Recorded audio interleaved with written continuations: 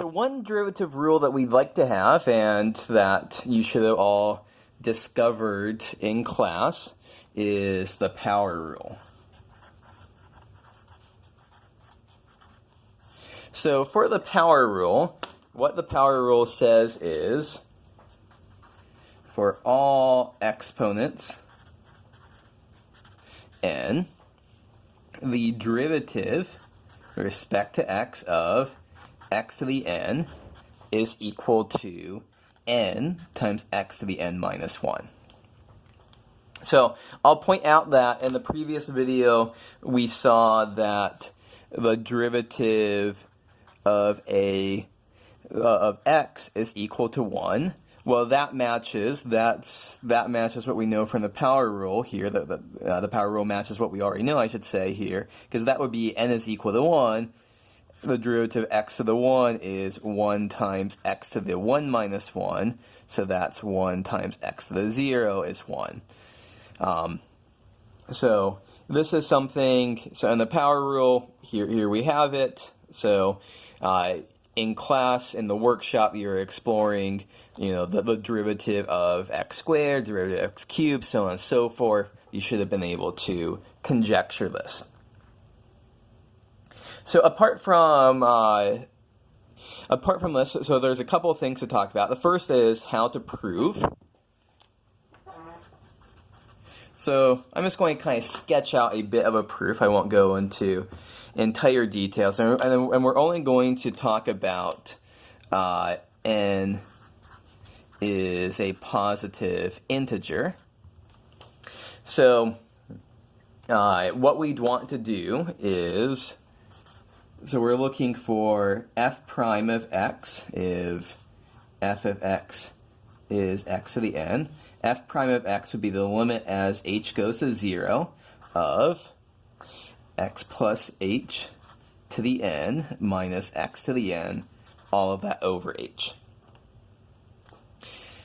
And so when we expand out this x plus h to the n, so I said I was going to sketch it out. Here's the part where I'm going to be a little bit sketchy. When we do x plus h, all of that to the n, that's x to the n plus n times x to the n minus 1 times h, plus more terms here, where all of these terms, so minus x to the n, where all of these terms in here that I'm skipping, these have the fact that the power of h is at least 2. So just as an example of that we wanted to be particular, if I wanted to do x plus h to the 5th, that would be x to the 5th plus 5x to the 4th times h, plus, let me see here, 10x cubed times h squared plus 10x squared h cubed plus 5x h to the 4th plus h to the 5th. So you can verify for yourself that you do that. There's a pattern here that I'm just rattling this off the top of my head. But the important thing here is that we're looking for powers of h. So there's 0 powers of h here. There's 1 power of h, 2, 3, 4, 5 powers of h. So in particular, everything past the first two has at least 2 powers of h in it. So why is that important? When we go back to this limit here, well, what's going on? We can cancel x to the n and minus x to the n. Those get canceled out. And then everything here is going to have an h in it, so we can factor out h.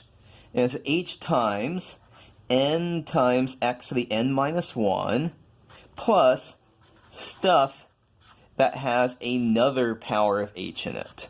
So all of these terms here, we could factor out one power of h, and it's still going to have at least 1 power of h left over. So what does this mean for us? Well, we can cancel out those powers of h.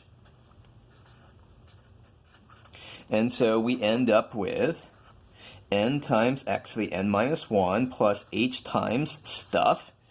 And we're taking the limit as h goes to 0, so this is why we cared about the extra, the two powers, the two factors h here, which meant that we have one leftover power of h here, which means we still have this leftover power of h here. We're taking the limit as h goes to 0, so this goes away, and we're just left with n times x to the n minus 1. So there's a little bit of hand waving going on and justifying, this dot dot dot here. It wouldn't be too hard to introduce the machinery, but in this particular case, these terms are all, we are factoring out that power of h there. Maybe it's worthwhile for me to write out what this is in this case. D by dx of x to the 5th is the limit as h goes to 0 of that minus x to the n over h.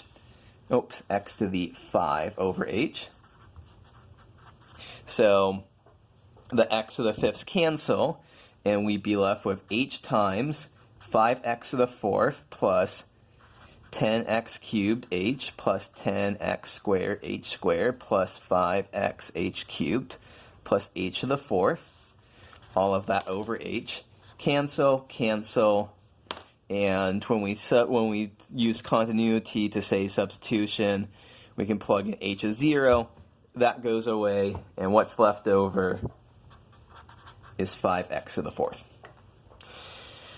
So this is the power rule.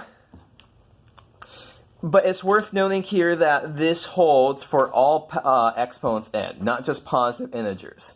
So let's have some particular examples with this.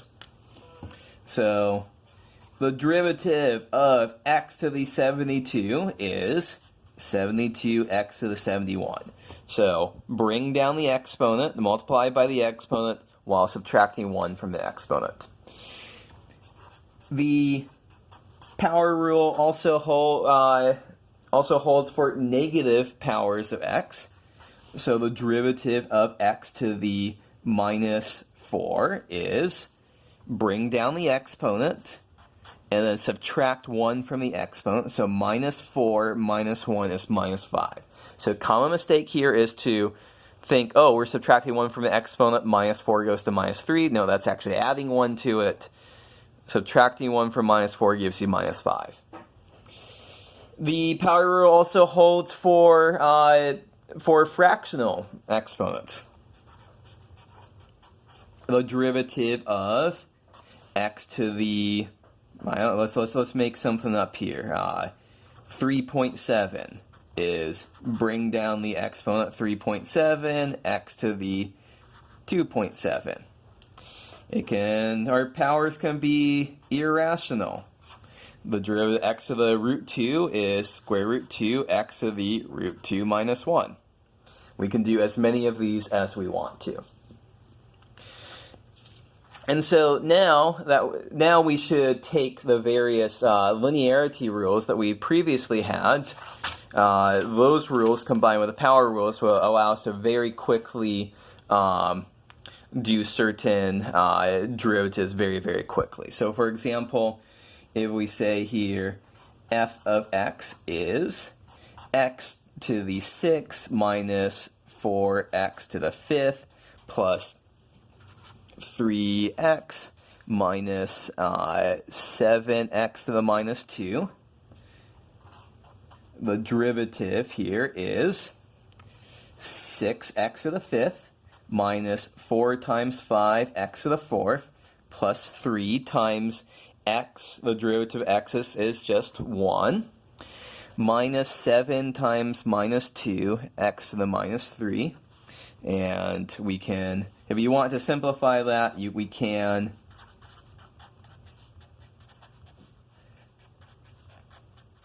but that is using the power rule to do calculations.